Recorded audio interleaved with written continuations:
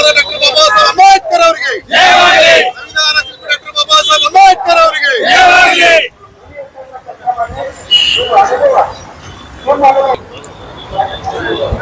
ಇವತ್ತು ಸಂವಿಧಾನ ದಿನಾಚರಣೆ. ಮೊಟ್ಟ ಮೊದಲನೇದಾಗಿ ನಮ್ಮ ಎಲ್ಲ ಭಾರತದ ನಿವಾಸಿ ಹಾಗೂ ಬಾಬಾ ಸಾಹೇಬ್ ಅಂಬೇಡ್ಕರ್ ಅವರ ಅನುಯಾಯಿಗಳು ಹಾಗೂ ಸಂವಿಧಾನಕ್ಕೆ ಮರ್ಯಾದೆ ಕೊಟ್ಟು ಸಂವಿಧಾನವನ್ನು ಪಾಲಿಸುವಂತಹ ಎಲ್ಲ ಜನರಿಗೆ ಸಂವಿಧಾನ ದಿನಾಚರಣೆಯ ಶುಭಾಶಯಗಳನ್ನು ಕೋರುತ್ತೇನೆ. ನಾವು ಇವತ್ತು ಸ್ವತಂತ್ರವಾಗಿ ಬದುಕ್ತಾ ಇದ್ದೀವಿ ಅಂದ್ರೆ ಓಕೆ, ಇವತ್ತು ನವೆಂಬರ್ 26 ನಮ್ಮ ದೇಶಕ್ಕೆ ನಮ್ಮೆಲ್ಲರ ನಾಯಕರು ಹಾಗೂ ಸಮಾನತೆಯ ಹರಿಕಾರರಾದಂತಹ ಡಾಕ್ಟರ್ ಬಾಬಾ ಸಾಹೇಬ್ ಅಂಬೇಡ್ಕರ್ ಅವರು ಸಂವಿಧಾನ ಶಿಲ್ಪಿ ನಮ್ಮ ದೇಶಕ್ಕೆ ಸಂವಿಧಾನವನ್ನು ಸಮರ್ಪಣೆ ಮಾಡಿದ ದಿನ.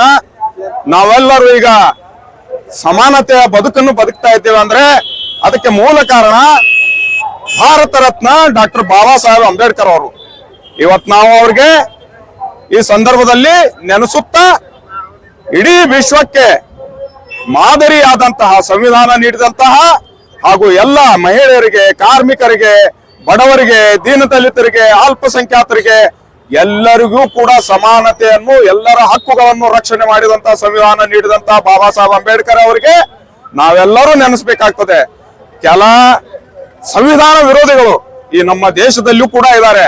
ಅವರಿಗೆ ಬಾಬಾ ಸಾಹೇಬ್ ಅಂಬೇಡ್ಕರ್ ಅವರ ಸಂವಿಧಾನದಲ್ಲಿ ಜಾತ್ಯತೀತ ಪದ ಸೇರಿಸಲಿಲ್ಲ, ಅದು ಆಮೇಲೆ ಸೇರಿಸಿದ್ರು, ಬಾಬಾ ಸಾಹೇಬ್ ಅಂಬೇಡ್ಕರ್ ಅವರು ಸೇರಿಸಲಿಲ್ಲ ಅಂತ ಹೇಳ್ತಾರೆ. ಅದನ್ನ ನಾನು ಇದು ಸಂವಿಧಾನ ಒಳಗೆ ಅಕ್ಷರಗಳನ್ನು, ಪದಗಳನ್ನು ಸೇರಿಸಿದರೆ ಮಾತ್ರ ಅದು ಜಾತ್ಯತೀತ ಅಲ್ಲ, ಅದು ಬರೆದಂತಹ ಮೂಲ ಆಶಯನೇ ಜಾತ್ಯತೀತ. ಈ ಭಾರತ ದೇಶದ ಸಂವಿಧಾನ ಜಾತ್ಯತೀತ ಸಂವಿಧಾನ. ಇದನ್ನು ಇಡೀ ವಿಶ್ವದ ನಾಯಕರು ಗೌರವಿಸಿದ್ದಾರೆ. ನಮ್ಮ ಮಹಾತ್ಮ ಗಾಂಧೀಜಿ ಅವರು, ನೆಹರು ಅವರು, ಇಡೀ ನಮ್ಮ ನಾಯಕರು, ಮೌಲಾನಾ ಅಬುಲ್ ಕಲಾಂ ಆಜಾದ್ ಅವರು, ಎಂತೆಂತ ಮಹಾನ್ ನಾಯಕರು ಇದನ್ನು ಸಂವಿಧಾನ ಒಪ್ಪಿಕೊಂಡು ಸಮರ್ಪಣಾ ಮಾಡಿದಂತ ದಿನ. ಇವತ್ತು ನಾವು ಅವ್ರಿಗೆ ನೆನೆಸುವಂತ ದಿನ. ಮತ್ತೊಂದು ಕಡೆ ಈ ದಿನವನ್ನು ಕೆಲ ಉಗ್ರವಾದಿಗಳು ನಾವು ತೀವ್ರವಾಗಿ ಖಂಡಿಸುತ್ತಾ ಈ ನಮ್ಮ ಪಕ್ಕದ ದೇಶ ಇದೇ ದಿನ ಮುಂಬೈ ದಾಳಿ ಮಾಡಿ ನಮ್ಮ ಭಾರತೀಯರ ಮೇಲೆ ದೌರ್ಜನ್ಯ ಎಸಗಿ ಕೊಲೆಗಳನ್ನು ಮಾಡಿ ನಮ್ಮ ಮೇಲೆ ಆತಂಕವಾದಿಗಳಿಂದ ಹಲ್ಲೆ ಮಾಡಿಸಿದರು. ಇದನ್ನು ಕೂಡ ಈ ಸಂದರ್ಭದಲ್ಲಿ ತೀವ್ರವಾಗಿ ಖಂಡಿಸುತ್ತಾ ಏನು ತೀರಿ ಹೋಗಿದ್ದಾರೆ. ಈ ಸಂದರ್ಭದಲ್ಲಿ ಹುತಾತ್ಮರಾದ, ಶಹೀದ್ ಅಂತೀವಿ ನಾವು, ಹುತಾತ್ಮರಾದ ಎಲ್ಲರಿಗೂ ನಾವು ಇವತ್ತು ಗೌರವ ಪೂರ್ವಕವಾದ ಶ್ರದ್ಧಾಂಜಲಿ ಕೂಡ ಮಾಡುತ್ತಿದ್ದೇವೆ. ಈ ಬಾಬಾ ಸಾಹೇಬ್ ಅಂಬೇಡ್ಕರ್ ಅವರ ಏನು ಸಂವಿಧಾನ ಇದೆ, ಈ ಸಂವಿಧಾನದ ಮೂಲ ಆಶಯ ಎಲ್ಲ ಜನರಿಗೆ ಮುಟ್ಟುವಂತ ನಿಟ್ಟಿನಲ್ಲಿ ಸಂವಿಧಾನದ ಪ್ರಿಯಾಂಬಲ್ ಅನ್ನು ಓದಿಸುವ ಕೆಲಸವನ್ನು ಕೂಡ ನಾವು ನೀವೆಲ್ಲರೂ ಮಾಡಬೇಕಾಗಿದೆ, ಮಾಡುತ್ತೇವೆ, ಮಾಡೋಣ.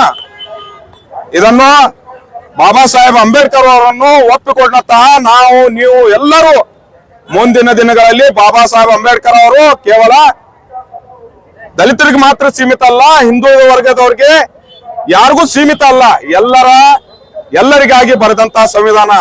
ಒಬ್ಬ ಹುಚ್ಚ MLA ಮಾತಾಡ್ತಾನ, ಅವಂಗೇನ್ ಗೊತ್ತದ ಬಾಬಾ ಸಾಹೇಬ್ ಅಂಬೇಡ್ಕರ್ ಅವರು ಪಾರ್ಟಿಷನ್ ಆಫ್ ಪಾಕಿಸ್ತಾನ ಒಳಗೆ ಹಂಗ ಹೇಳಿದ್ರು ಹಿಂಗ ಹೇಳಿದ್ರು. ಸಾವಿರಾರು ವರ್ಷಗಟ್ಲೆ ತುಳಿದವ್ರು ನೀವು. ದಲಿತರ ಸ್ಥಿತಿ ಏನಿತ್ತು, ಇದೇ ಬ್ರಿಟಿಷರ ಆಳ್ವಿಕೆತ್ತ ಮುಂಚೆ, ಬ್ರಿಟಿಷರ ಆಳ್ವಿಕೆಯಲ್ಲಿ ನಮ್ಮೆಲ್ಲರ ಪರಿಸ್ಥಿತಿ ಏನಿತ್ತು. ನಾವೇನು ಹೊರಗೆ ದೇಶದಿಂದ ಎಲ್ಲರ ಇರಾನ್ ಇರಾಕ್ ದಿಂದ ಬಂದವರಲ್ಲ, ಈ ದೇಶದ ಮೂಲ ನಿವಾಸಿಗಳು. ಕೇಳ್ಕೊನಿ, ಈ ದೇಶದ ನಾವು ಮೂಲ ನಿವಾಸಿಗಳು, ಇಲ್ಲೇ ಹುಟ್ಟಿ ಇಲ್ಲೇ ಬೆಳೆದವರು.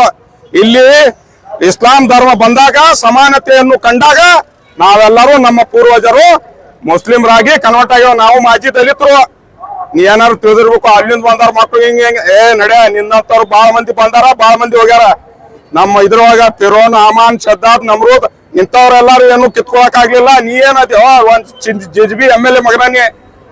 ಇದೆಲ್ಲ ಬಾಳ ಇನ್ನು ಮುಂದಿನ ದಿನಗಳಲ್ಲಿ ನಿನಗ ಬರೋಬ್ಬರಿ ಮಾಡುವಂತ ವ್ಯವಸ್ಥೆ ಕೂಡ ಸಮಾಜ, ಎಲ್ಲ ಧರ್ಮದವರು, ಹಿಂದೂ ವರ್ಗದವರು, ದಲಿತರು, ಅಲ್ಪಸಂಖ್ಯಾತರು ಎಲ್ಲಾರು ಕೂಡಿ ನಿನಗೆ ಮನಿಗ್ ಕಳಿಸ್ತಾರ ಅನ್ನೋದು ನನಗ ಬಹಳ ಗಟ್ಟಿಯಾದ ಆಶಾಭಾವನೆ, ಗಟ್ಟಿಯಾದ ನಂಬಿಕೆ ಇದೆ. ಯಾಕಂದ್ರ ಈ ಸೂಫಿ ಸಂತರ ನಾಡಿದು, ಬಸವಣ್ಣನವರು ಬೀಡಿದು, ಇಂತಲ್ಲಿ ಜಾತಿವಾದಿತನ ನಡೆಯಂಗಿಲ್ಲ. ನೀ ಬರೇ ನಿನ್ ರಾಜಕೀಯ ಜಾತಿ ತಂದು ಸೇರಿಸ್ತಿರ್ಬೇಕು. ಇವೆಲ್ಲ ಮುಗ್ದದ ಕತಿ. ಸುಮ್ಮ ಅವರು 200 ರೂಪಾಯಿ ಬೀಳೋದು, ಅವ್ ಬೀಳೋದು ಮಾಡ್ಕೊತ ರಾಜಕೀಯ ಮಾಡ್ಕೊತ ಹೋಗು. ಇನ್ನು ಮನೆಗ್ ಕೊಂಡ್ರೋದು ಪರ್ಮನೆಂಟ್ ಗ್ಯಾರಂಟಿ ಆಗ್ಯದ ನಿಂದು. ಈ ಸಂದರ್ಭ ಒಳಗ ಸಂವಿಧಾನ ದಿನಾಚರಣೆ ಒಳಗೆ ನಿನಗೆ ಯಾಕೆ ಹೇಳ್ಬೇಕಾಗ್ಯದಂದ್ರೆ ನೀ ಸಂವಿಧಾನ ವಿರೋಧಿ ಅದಿ. ನಿನಗೆ ಸಂವಿಧಾನ ಓದೇ ಇಲ್ಲಿ, ಸಂವಿಧಾನ ಓದ್ಕೋ, ಆಮೇಲೆ ಮುಂದೆ ಮಾತಾಡತ್ತ. ಸರ್, ಆಮೇಲೆ ಮಾತು ಬಂದಾಗ ನಿನ್ನೆ ಅವರು ಟಿಪ್ಪು ಸುಲ್ತಾನ್ ಬಗ್ಗೆ ಹಿಂದೂ ವಿರೋಧಿ ಅಂತ ಹೇಳಿ ಒಂದು ಮಾತನಾಡಿದ್ದಾರೆ. ಅದ್ರ ಬಗ್ಗೆ ಹೌದ್ರಿ, ಹಿಂದೂ ವಿರೋಧಿ ಅಂತ ಹೇಳ್ತಾನವ. ಟಿಪ್ಪು ಸುಲ್ತಾನ್ ಅವರು ಈ ಬ್ಯಾಕ್ವರ್ಡ್ ಕ್ಲಾಸ್ ಹೆಣ್ಮಕ್ಳಿಗೆ ಪ್ರಾವಿಕ್ಯ ಹೊದಿಸಿದವರು. ಟಿಪ್ಪು ಸುಲ್ತಾನ್ ಅವರು ದಲಿತರಿಗೆ ಫಸ್ಟ್ ಇದ್ರೊಳಗ ಸೈನ್ಯವಾಗಿ ಸೇರಿಸಿದವರು, ದಲಿತರಿಗೆ ಭೂಮಿ ಕೊಟ್ಟವರು. ನೀ ಏನ್ ಮಾಡಿಯೋ, ನೀ ಬರೇ ದೌರ್ಜನ್ಯ ಮಾಡೋರು ಪರವಾಗಿ ದೌರ್ಜನ್ಯ ಮಾಡಿದವ್ರಿ ಒದ್ದಾರವ್ರು. ನಿಮ್ಮಂತ ಏನ್ ಲುಚ್ಚಾಗೋಳಿದ್ರಲ್ಲ ಆ ಕಾಲವಾಗ ಅವ್ರಿಗೆ ಒದ್ದಾರ. ನೀ ಏನ್ ಹೇಳ್ತಿ? ನಿಮ್ಮಂತವ್ರು ಬಹಳ ಮಂದಿ ಟಿಪ್ಪು ಸುಲ್ತಾನ್ ಇದೈತಲ್ಲ, ಸೂರ್ಯನ ಮೇಲೆ ಉಗುಳಿದ್ರೆ ಯಾರ ಮೇಲೆ ಉಗುಳು ಬೀಳ್ತದ? ಅವನ ಮುಖದ ಮೇಲೆ ಬೀಳ್ತದ. ಅದ ಹಂಗ ಆಗ್ಯಾವ. ಇದೇನ್ ಬಹಳ ಟೆನ್ಷನ್ ತಗೊಳ್ಳೋದಿಲ್ಲ. ಅವ್ ಹುಚ್ಚೈತದು. ಯಾಕಂದ್ರೆ ಮಾತಾಡ್ತದ, ಏನ್ ಮಾತಾಡ್ತಾನ ಅವಂಗೆ ತಿಳಿಯಂಗಿಲ್ಲ. ನಾಳೆ ಮತ್ ಬ್ಯಾರದ ಮಾತಾಡ್ತಾನ. ಅವೆಲ್ಲ ಇವನ ಮೇಲೆ ಜಾಸ್ತಿ ಟೆನ್ಷನ್ ತಗೊಳ್ಳೋದು ಅವಶ್ಯಕತೆ ಇಲ್ಲ. ಇವನ್ ಹೇಳಿ ನಾವೇ ಪ್ರಚಾರ ಮಾಡತ್ತೀವೇನ ಅಂತ ಅನ್ಸತ್ತದ ನನಗೆ. ಅವ ಬೇಡ್ಕೊತಾನ ಮುಸುಳ್ರಿ ಏನಾರು ನನಗ್ ಬೈಲಿ ಅಂತೇಳಿ. ಅದ್ ನಾವು ಬೈಯೋದು ಬಿಡ್ಬೇಕಾಗ್ಯದ. ಸುಮ್ ಈಗ ನಿನ್ನೆ ಅಷ್ಟ್ ಹೇಳ್ಯಾನ ಅಂತೇಳಿ ನಮಗ್ ಮತ್ ತಲೆ ಕೆಟ್ಟಿತ್ತು. ಆದ್ರೂ ನಾವು ಏನ್ ಮಾಡಿದ್ವಿ, ಇಂತ ಹುಚ್ಚರ ಬಾಯಿಗೆ ಹತ್ತಬಾರ್ದು. ಹುಚ್ಚ ಈಗ ಒಂದ್ ಹುಚ್ಚ ನಾಯಿ ನಮಗ್ ಕಡಿತದ, ನಾವ್ ಅದಕ್ ಕಡಿಯಕ್ ಆಗಂಗಿಲ್ಲ. ಅದ್ ನಾಯಿ ಇರ್ತದ. ಹಿಂಗ ಈ ಸಂದರ್ಭ ಒಳಗೆ ನಾ ಅದು ಕೂಡ ಹೇಳ್ತೀನಿ, ಯಾವುದೇ ಆಗ್ಲಿ ಸಂವಿಧಾನಬದ್ಧವಾದ ನಮ್ಮ ಹಕ್ಕುಗಳನ್ನು ಉಳಿಸ್ಕೊಳ್ಳೋ ನಿಟ್ಟಿನಲ್ಲಿ ನಾವು ಸಂವಿಧಾನದ ಆಶಯಗಳ ಮೂಲ ಆಶಯಗಳನ್ನು ಇದ್ ಮಾಡಿ ಸಂವಿಧಾನವನ್ನು ಗೌರವಿಸಿದ್ರ ಸಂವಿಧಾನ ನಮಗ್ ಗೌರವಿಸ್ತೋ ಅಂತ ಹೇಳಿ ಈ ಸಂದರ್ಭದಲ್ಲಿ ಹೇಳಿ ನಾನು ಮಾತು ಮುಗಿಸ್ತೀನಿ. ಇರ್ಫಾನ್ ಶೇಖ್. ಹಲೋ ಬಂಧುಗಳೇ, ಇವತ್ತು ಭಾರತ ದೇಶಕ್ಕೆ ಡಾಕ್ಟರ್ ಬಾಬಾ ಸಾಹೇಬ್ ಅಂಬೇಡ್ಕರ್ ಅವರು ಸಂವಿಧಾನವನ್ನು ಸಮರ್ಪಣೆ ಮಾಡಿದ ದಿವಸವಾಗಿದೆ. ಅದರ ಆರ್ಥಿಕವಾದ ಸ್ವಾಗತವನ್ನು ನಾವು ಬಯಸ್ತಾ ಇದ್ದೇವೆ.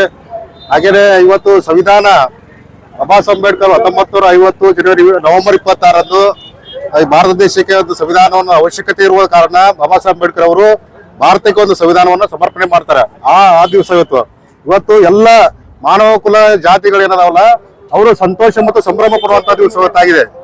ಯಾಕಪ್ಪ ಅಂತಂದ್ರ ಇವತ್ತು ಮಾನವರು ಎಲ್ಲರೂ ಸಮಾನರು. ನಾವು ಜಾತಿ ಧರ್ಮ ಭೇದ ಭಾವ ಹೆಣ್ಣು ಗಂಡು ಎಲ್ಲದರ ಒಂದು ಸಮಾನತೆಯಿಂದ ಬದುಕುವಂತ ಒಂದು ಸಂವಿಧಾನವನ್ನು ಇವತ್ತು ಡಾಕ್ಟರ್ ಬಾಬಾ ಸಾಹೇಬ್ ಅಂಬೇಡ್ಕರ್ ಅವರು ಈ ದೇಶಕ್ಕೆ ಸಮರ್ಪಣೆ ಮಾಡಿದ ದಿವಸ.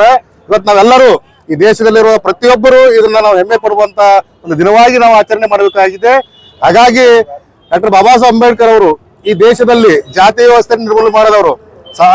ಈ ಜಾತ್ಯತೀತತೆ ಅಂದ್ರೆ ಎಲ್ಲರೂ ಸಮಾನರಾಗಿರ್ಬೇಕು, ಅಧಿಕಾರದಲ್ಲಿ ಸಮಾನತೆ ಬೇಕು, ಆರ್ಥಿಕತೆಯಲ್ಲಿ ಸಮಾನತೆ ಇರಬೇಕು, ಬಡವ ಬಲ್ಲಿದ ಹೆಣ್ಣು ಗಂಡು ಭೇದ ಭಾವ ಎಲ್ಲರೂ ಒಂದು ಸಮಾನತೆ ಇರುವಂತ ಒಂದು ವಿಚಾರವನ್ನು ಡಾಕ್ಟರ್ ಬಾಬಾ ಸಾಹೇಬ್ ಅಂಬೇಡ್ಕರ್ ಅವರು ಇವತ್ತು ದೇಶಕ್ಕೆ ಸಮರ್ಪಣೆ ಮಾಡಿದಂತ ದಿನವಾಗಿದೆ.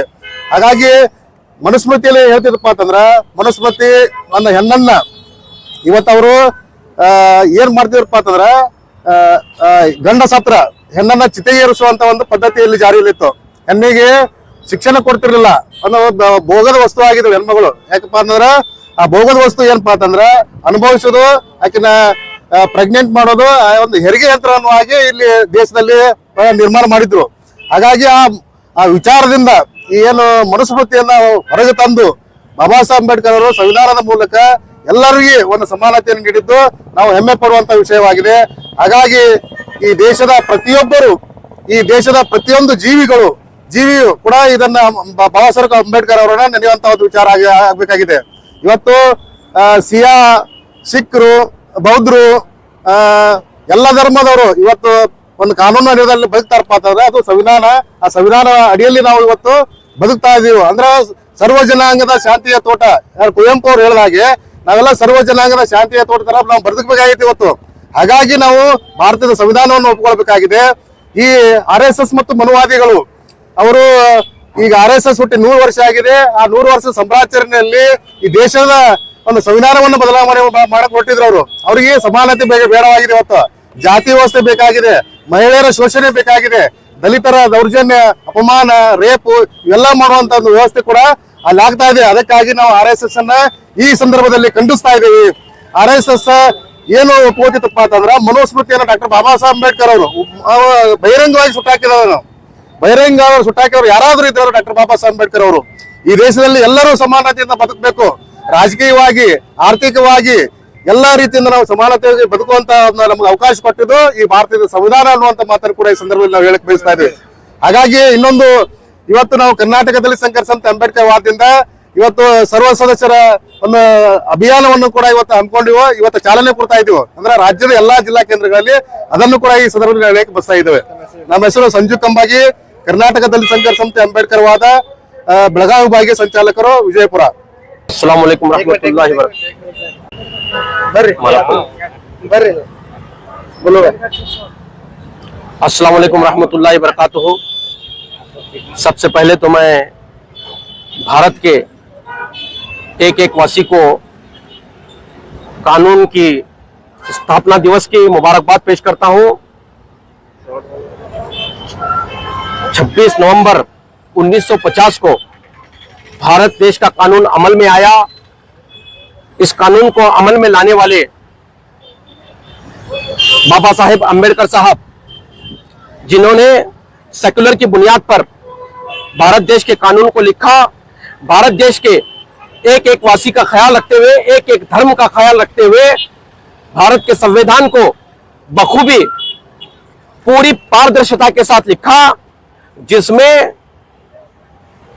अमीर से अमीर, गरीब से गरीब, औरत, मर्द, बच्चे, हर धर्म के, हर जाति के लोगों को उनके हिसाब से जीने के हक, बोलने का हक अगर किसी ने दिया है तो बाबा साहेब अंबेडकर ने। हमें चाहिए बाबा साहेब अंबेडकर के संविधान को आज जिस तरह खत्म करने की, उसे बदलने की एक नाकाम कोशिश की जा रही है। इस नाकाम कोशिश को RSS, बीजेपी और इनके ही सोच के, इनके ही घटिया मानसिकता के सोच रखने वाले आए दिन बाबा साहेब अंबेडकर के संविधान को खत्म करने का और उनके खास करके दलित समाज को जिस तरह टारगेट किया जा रहा है, उनको नीचा दिखाने की एक नाकाम कोशिश की जा रही है, वो मंजरे आम पर है।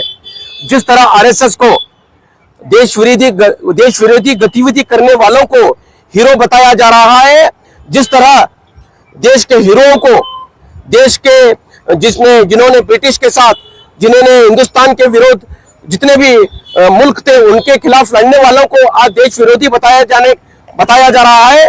मैं आपके माध्यम से कहना चाहूंगा, ये जो RSS है, राष्ट्रीय संघलित संघ, ये पूरी तरह से भारत को तोड़ने की नाकाम कोशिश कर रहा है। जिस तरह ये आज सक्रिय है भारत को तोड़ने में, आने वाले दिनों में हम सबको, भारत के एक एक वासी को संविधान की रक्षा करने के लिए बाबा साहेब का, अंबेडकर का झंडा पकड़ करके हमें एक प्लेटफॉर्म पे आने की जरूरत है। तभी ये देश विरोधी गतिविधियां करने वाले लोग इनके होश ठिकाने आएंगे। जब तक हम ये एक प्लेटफॉर्म पे आकर इनके साथ में नहीं लड़ेंगे, तब तक कोई बात नहीं बनेगी।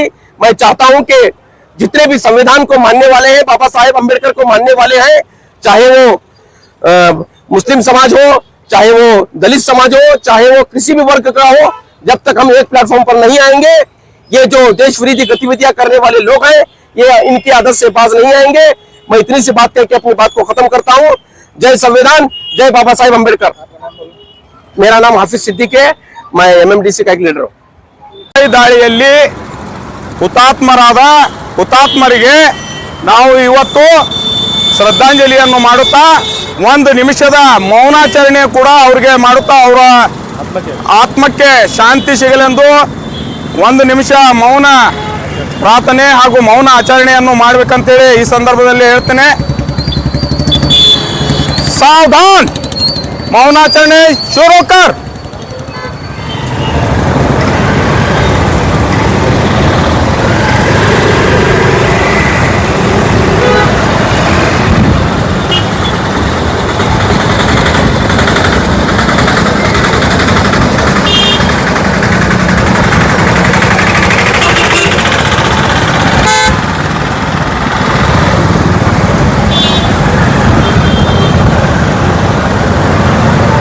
ಮೌನ ಮುಕ್ತಾಯ. ಧನ್ಯವಾದಗಳು. लेटेस्ट न्यूज अपडेट्स के लिए YouTube एक्सप्रेस को सब्सक्राइब कीजिए, साथ में बेल आइकॉन को भी क्लिक कीजिए, साथ ही साथ लाइक, शेयर और कमेंट करना ना भूलिए।